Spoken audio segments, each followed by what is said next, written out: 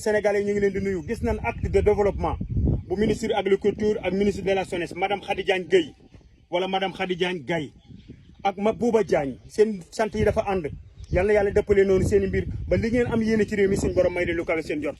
Ousmane Sonko Bassirou Diomaye Diakhar Faye dañu tànn ñoo xam ne Sénégal yi seen yitte mais seen bopp di seen yitte boo xoolee Mabouba acte yi muy décroché nga xam ne kii Sénégal a ko ñor nga xool madame Khady Diagne Gueye ministre de la jeunesse ñu xool ko ba xam ne mën na ko am na compétent bi ñu jox ko ñu signé ay convention yoo xam ne dañu bëgg Sénégal gu mucc ayib ma déglu Mabouba mu wax ba am solo ci ndaw ñi nekk ci kaso bi caabi féete leen ginnaaw nan leen génne orienté leen jàngal leen liggéey bi réew mel na doxul ci àdduna lu dul mbay ñu jàngal leen mbay pointé leen ay weer ku ci sa peine jeex na jox la ko nga am leneen loo defi ba doo tala dellu kaso